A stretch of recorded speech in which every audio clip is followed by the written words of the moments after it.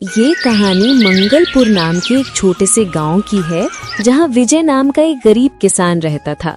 विजय के परिवार में उसके अलावा उसकी पत्नी रमा और एक बेटा सोनू था, जिनके साथ वो बहुत खुशी खुशी रहता था। विजय के पास गांव में अपनी एक जमीन थी, जहां पर खेती कर वो अपने घर का पालन पोषण करता था। परंतु अब उसकी वो जमीन पहले की तरह उपजाऊ नहीं रही थी। धीरे धीरे उसकी जमीन से फसल की पैदावार भी कम होने लगी थी। एक दिन इसी चिंता में वो अपनी जमीन के पास बैठा होता है और कमाने का कोई और जरिया सोचने लगता है। दिन प्रतिदिन मेरे इस जमीन से उगने वाली फसल कम होती जा रही है। लगता है मुझे अब कोई दूसरी जमीन लेकर काम करना होगा, या तो कोई और जरिया ढूंढना होगा कमाने का। पर अब मैं इस जमीन के भरोसे नहीं रह सकता। चलो एक बार चलकर रमा से राय लेकर देखता हूँ, वो क्या कहती है इस बारे में। विजय तुरंत खेत से अपने घर की तरफ चल पड़ता है। घर पहुंचकर वो सबसे पहले अपनी पत्नी रमा को आवाज लगाता है। रमा, जरा यहाँ आना, तो तुमसे एक जरूरी बात करनी है। विजय की आवाज सुनकर रमा वहाँ आ जाती है। बोलिए, आपने मुझे बुलाया, क्या बात है? हाँ रमा, मुझे तुमसे एक जरूरी विषय पर बात करनी है और तुम्हारी राय जाननी है। हाँ बोलिए, क्या बात है? रमा, तुम तो जानती हो हमारी जमीन अब पहले की तरह इतनी उपजाऊ नहीं रही है, और अगर मैं ज्यादा खाद वगैरह डालने की कोशिश करूंगा तो कहीं उसकी मिट्टी और खराब ना हो जाए। इसलिए सोच रहा हूं कि कुछ समय के लिए उस जमीन पर खेती करना छोड़ दूं। हर साल थोड़ी थोड़ी खाद उसमें डालता रहूंगा, जिससे कुछ सालों बाद वो पहले की तरह उपजाऊ हो जाएगी। फिर उसमें खेती करना शुरू कर दूंगा। हाँ, ये ठीक रहेगा। इससे आपकी जमीन भी सही रहेगी और उसमें उगने वाली फसल भी। हाँ, पर तब तक मैं क्या करूं, क्योंकि मेरे पास दूसरी तो कोई जमीन नहीं है। तो घर का खर्च चलाने और सोनू की पढ़ाई के लिए कहाँ से पैसे जुटा पाऊंगा? आप एक काम क्यों नहीं करते? एक बार जाकर गांव के जमींदार बाबूजी से मिल लीजिए। वो तो बहुत अच्छे और नेक दिल हैं। वो आपकी जरूर कोई मदद करेंगे। हाँ रमा, ये ठीक रहेगा, क्योंकि बाबूजी अगर कोई नया काम भी करने बोलेंगे तो वो उसमें भी मेरी मदद कर देंगे। ठीक है रमा, तो मैं कल सुबह सुबह ही बाबूजी से मिलने उनके घर चला जाऊंगा। अगली सुबह विजय जमींदार से मिलने उसके घर के लिए चल पड़ता है। जमींदार के घर के बाहर पहुंचकर वो जमींदार को आवाज लगाता है। क्या आप घर पर हैं? विजय की आवाज सुनकर जमींदार बाहर आता है। अरे आओ विजय बेटा, बोलो क्या हुआ, कुछ काम था क्या? हाँ बाबूजी, आपकी एक मदद चाहिए थे। हाँ बोलो ना बेटा, मैं किस प्रकार तुम्हारी मदद कर सकता हूँ? विजय फटाफट से जमींदार को अपने खेत की हालत बता देता है। तो इसमें परेशान क्या होना बेटा? बाबूजी, मेरे पास एक ही जमीन है जिस पर खेती कर मैं अपने घर का खर्च चलाता हूँ, और मैंने आज तक खेती के अलावा कोई दूसरा काम भी कभी किया नहीं। तो अब यही नहीं समझ रहा हूँ कि मैं क्या करूँ। बेटा, खेती के अलावा दूसरा काम क्यों करना?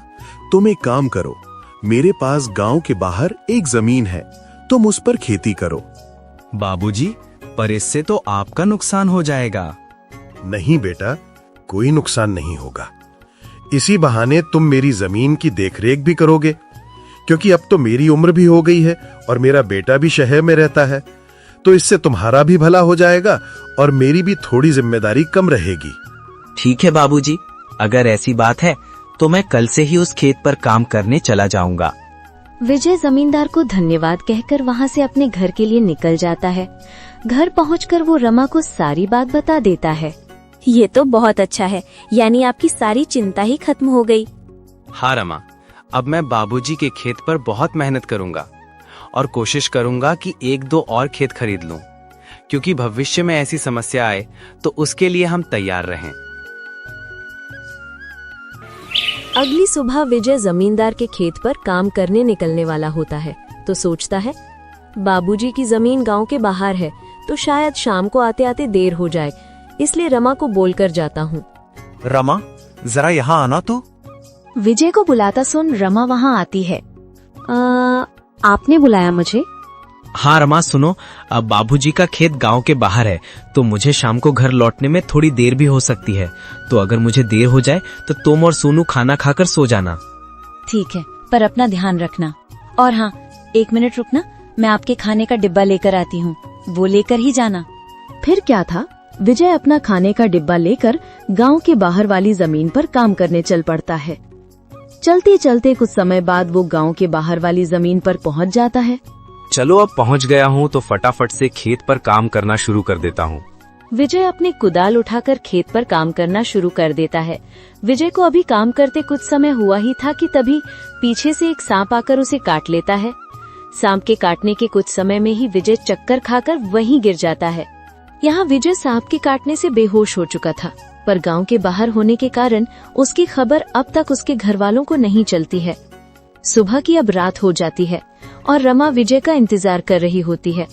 माँ को इतने परेशान देख सोनू पूछता है, क्या हुआ माँ, पिताजी अब तक क्यों नहीं आए? बेटा, तुम्हारे पिताजी आज काम करने जमींदार बाबूजी के गांव के बाहर वाली जमीन पर गए हैं और उन्होंने मुझे बोला भी था कि उन्हें आते आते देर हो जाएगी, पर अब कुछ ज्यादा ही समय हो गया है। माँ, आप क्यों फिक्र कर रही हैं? पिताजी ने जब बोला था कि उन्हें आने में देर होगी तो कुछ सोच समझकर ही कहा होगा। एक काम कीजिए, अब जाकर सो जाइए। सोनू की बात सुनकर रमा अपने कमरे में सोने के लिए चली जाती है। अगली सुबह भी जब रमा देखती है कि विजय अब तक घर नहीं आया है, तो परेशान होकर वो सीधा जमींदार से मिलने उसके घर की ओर चली जाती है। रमा जमींदार के घर पहुंचकर उनसे विजय के बारे में पूछने लगती है। नमस्ते जमींदार बाबूजी। नमस्ते बेटी, बताओ कैसे आना हुआ? बाबूजी, विजय कल आपके गांव के बाहर वाले खेत में काम करने गए थे, पर अब तक घर नहीं आए हैं। क्या कहा बेटी? विजय कल गया था और अब तक घर नहीं आया? हाँ बाबूजी, उन्होंने मुझे कहा था कि खेत गांव के बाहर है तो आते आते रात हो जाएगी, पर अब तो रात की सुबह हो गई, पर वो अब तक नहीं आए हैं। चिंता मत करो बेटी, मुझे थोड़ा समय दो, मैं अभी किसी को भेजकर पता लगाता हूँ कि विजय कहाँ है। जमींदार तुरंत अपने घर में काम करने वाले श्याम को विजय को देखने अपने खेत पर भेजता है। कुछ समय के बाद श्याम जमींदार के खेत पर पहुंच जाता है और वहां का दृश्य देखकर वो परेशान हो जाता है। ये क्या, विजय का तो पूरा शरीर नीला पड़ चुका है। मुझे लगता है इसे किसी सांप ने काटा है। मुझे तुरंत जमींदार जी को ये बात बतानी पड़ेगी। श्याम वहां से भागते भागते जमींदार के घर के लिए निकल जाता है। श्याम जैसे ही जमींदार के घर पहुंचता है, उसके कुछ कहने से पहले ही जमींदार उससे पूछने लगता है, क्या हुआ श्याम बेटा, तुम इतना दौड़ते हुए क्यों आए और क्या तुम्हें विजय मिला? श्याम जमींदार को सारी बात बता देता है जो उसने खेत में देखी थी। श्याम जब जमींदार को सारी बात बता रहा होता है, तभी वहाँ पास में खड़ी रमा भी सारी बात सुन लेती है और रोने लगती है। श्याम, तुम सबसे पहले वैद्य जी को लेकर वहाँ पहुँचो, मैं रमा बेटी को लेकर वहाँ आता हूँ। श्याम को वैद्य जी के पास भेजने के बाद जमींदार रमा को समझाने लगता है। रमा बेटी, पहले तो तुम रोना बंद करो और जल्दी से मेरे साथ चलो, क्योंकि तुम्हारे रोने से विजय ठीक नहीं होगा। फिर क्या था, जमींदार रमा को लेकर विजय को देखने उसके खेत की तरफ निकल जाता है और श्याम वैद्य जी को लेने दूसरी तरफ निकल जाता है। जमींदार और रमा जब वहां पहुंचे तो उन्होंने देखा कि विजय बेहोश हालत में खेत में गिरा था और उसका पूरा शरीर नीला पड़ चुका था। रमा विजय के पास बैठकर रोने लगती है। तभी वहां वैद्य जी आ जाते हैं। वैद्य जी के आते ही रमा वहां से हट जाती है और वैद्य जी विजय की हालत का जायजा लेने लगते हैं। क्या हुआ वैद्य जी, अब कैसी है विजय की हालत? देखिए जमींदार जी, मैं आपको झूठ बोलकर अंधेरे में नहीं रखना चाहता हूँ, पर विजय की हालत बहुत खराब है। वैसे तो मैंने उसे जहर को काटने वाली औषधि दे दी है, परंतु जहर विजय के अंदर कुछ ज्यादा समय तक रह गया है, जिस कारण वह गहरी बेहोशी की हालत में चला गया है। गहरी बेहोशी, ये क्या होता है वैद्य जी? गहरी बेहोशी की हालत में व्यक्ति जीवित तो होता है, परंतु उसके बदन के हिस्से में हलचल नहीं होती है, और ये अब कब होश में आएगा ये भी नहीं कह सकते। वैद्य जी, तो अब हम क्या करें? देखिए जमींदार जी, अभी के लिए मैं कुछ दवाइयां दे रहा हूँ, उसे समय समय पर पानी में मिला कर देना, बाकी तो सब ऊपर वाले के भरोसे है। वैद्य जी विजय की हालत का जायजा लेकर और दवा देकर वहां से चले गए। फिर कुछ गांव वाले विजय को लाकर उसके घर के बिस्तर पर लेटा देते हैं। देखो रमा बेटी, तुम बिल्कुल चिंता मत करना, तुम विजय की अच्छे से देखभाल करो, देखना वो बहुत जल्द ठीक हो जाएगा। और तुम्हें अगर किसी भी चीज की कोई भी जरूरत हो तो मुझे जरूर बता देना। और हर महीने में तुम्हारे लिए और सोनू के लिए कुछ पैसे भेजता रहूंगा, पर तुम हिम्मत मत हारना। आपका बहुत बहुत धन्यवाद बाबूजी, आप हम लोगों की बहुत मदद कर रहे हैं। जमींदार फिर वहाँ से रमा को दिलासा देकर चले जाते हैं। जमींदार के जाने के बाद वहाँ सोनू आ जाता है और अपने पिता की हालत देखकर रमा से उसका कारण पूछने लगता है। माँ, ये पिताजी को क्या हुआ है? बेटा, तुम्हारे पिताजी को कल खेत में सांप ने काट लिया है, जिस कारण वो बेहोश हो गए हैं। माँ, तो पिताजी होश में कब आएंगे? बेटा, वैद्य जी ने कुछ दवाइयाँ दी हैं और उन्हें समय समय पर पिलाने कहा है। उन्होंने बोला कि उन दवाइयाँ से वो बहुत जल्द ठीक हो जाएंगे। पर माँ, पिताजी की ऐसी हालत है तो अब हमारे घर का खर्च कैसे चलेगा? बेटा, तुम उसकी चिंता मत करो, मैं हूँ ना, मैं सब संभाल लूंगी। नहीं माँ, आप क्या क्या करोगी? आप पिताजी का ध्यान रखोगी, आप घर संभालोगी कि घर का खर्च देखोगी? माँ, आप बस पिताजी का और घर का ध्यान रखो, मैं अब खेत पर काम करके घर का खर्च चलाऊंगा। सोनू की ऐसी बातें सुनकर रमा भावुक हो जाती है। नहीं बेटा, तुम्हें काम करने की कोई जरूरत नहीं है, मैं सब संभाल लूंगी। तुम बस अपनी पढ़ाई का ध्यान रखो। तुम्हारे पिताजी का सपना है कि तुम बहुत बड़े अफसर बनो और मैं तुम्हें वो बनाकर रहूंगी, भले उसके लिए मुझे कितनी भी मेहनत क्यों ना करनी पड़े। फिर रमा सोनू को वहाँ से पढ़ने भेज देती है। मुझे अब कुछ करना ही होगा, क्योंकि मैं अब विजय के ठीक होने का इंतजार तो नहीं कर सकती। मुझे अब खुद जाकर खेती करनी होगी और हो सके तो कोई और काम भी देखना होगा। अगली सुबह रमा सीधे जमींदार से मिलने पहुंच जाती है। नमस्ते जमींदार बाबूजी। नमस्ते बेटी, बताओ कैसे आना हुआ और विजय की तबीयत अब कैसी है? बाबूजी, विजय की तबीयत फिलहाल तो वैसी ही है और मुझे आपकी एक मदद चाहिए थी, इसीलिए मैं आपसे मिलने चली आई। हाँ बोलो ना बेटी, मैं तुम्हारी किस प्रकार मदद कर सकता हूँ? बाबूजी, मैं चाहती हूँ कि जो जमीन आपने विजय को दी थी काम करने के लिए, आप मुझे उस पर काम करने की इजाजत दे दें, ताकि मैं उस पर काम करके अपने घर का खर्च और सोनू की पढ़ाई करा सकूं। बेटी, पर तुम्हें वहाँ काम करने की कोई जरूरत नहीं है, मैं हूँ ना, मैं तुम्हारे घर के लिए जो भी खर्च लगेगा हर महीने भेज दिया करूँगा। नहीं बाबूजी, आपने अब तक हमारी बहुत मदद की है, अब आप बस मुझे आपके खेत में काम करने की इजाजत दे दीजिए। मैं अब खुद काम करके अपना घर चलाऊंगी और अवसर बनाऊंगी। जमींदार रमा को बहुत समझाने की कोशिश करता है, पर रमा जमींदार की बात मानने को तैयार नहीं थी। आखिर में रमा की बातें सुनने के बाद जमींदार सोचने लगता है, मुझे लगता है रमा मेरी बात नहीं मानेगी, पर अगर वो काम करने इतने दूर जाएगी तो वो विजय का ध्यान नहीं रख पाएगी। एक काम करता हूँ, मैं रमा को मेरी गांव के अंदर वाली जमीन पर काम करने के लिए कह देता हूँ, ताकि वो खेतों पर काम भी कर सके और अपने घर का ध्यान भी रख सके।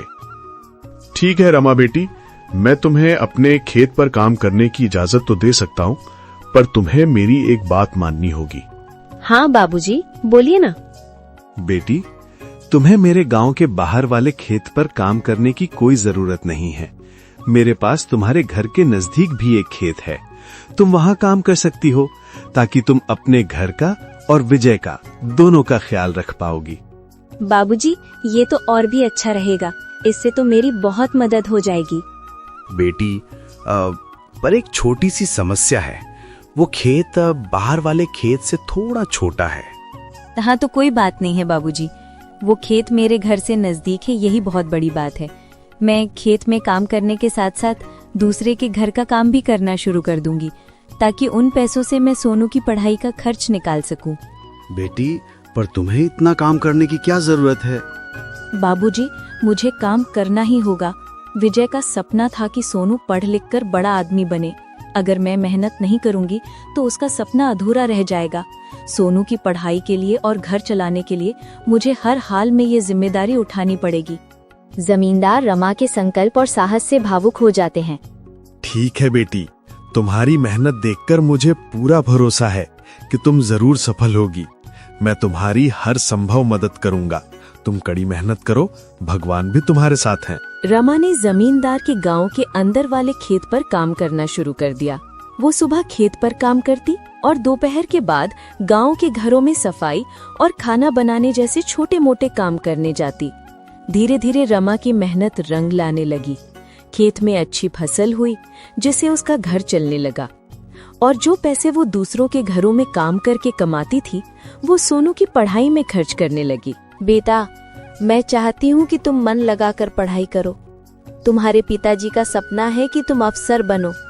मैं तुम्हारे लिए हर मुश्किल को पार कर लूंगी। माँ, मैं कड़ी मेहनत करूंगा। एक दिन मैं पिताजी का सपना पूरा करके दिखाऊंगा। रमा की मेहनत और त्याग से गांव के लोग भी प्रेरणा लेने लगे।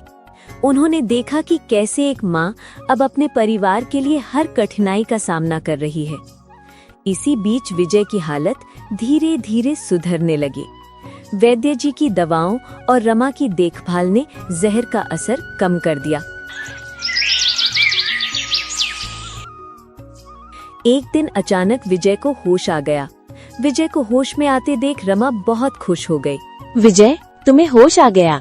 भगवान ने मेरी मेहनत और दुआएं सुन ली।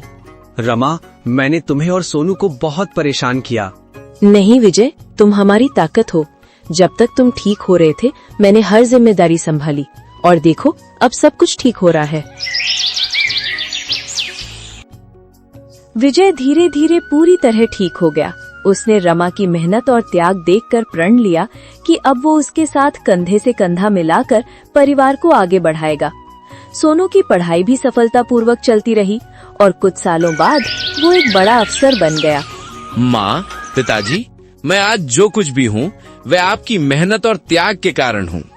नहीं बेटा, ये सब तुम्हारी माँ का बलिदान है। उसने हमारे परिवार को बचाने के लिए हर मुश्किल का सामना किया। रमा का त्याग और विजय का साथ दोनों ने मिलकर एक नई मिसाल कायम की। गांव वाले अब भी उनकी इस कहानी को आने वाली पीढ़ियों को प्रेरणा के रूप में सुनाते हैं। इस तरह माँ के त्याग की ये कहानी हमें सिखाती है कि एक माँ का समर्पण किसी भी चुनौती को पार कर सकता है और परिवार को जोड़ कर रखता है। दोस्तों, तो इस तरह की और शानदार और मजेदार कहानियाँ देखने के लिए हमारे इस चैनल को जल्द से जल्द सब्सक्राइब कर लें।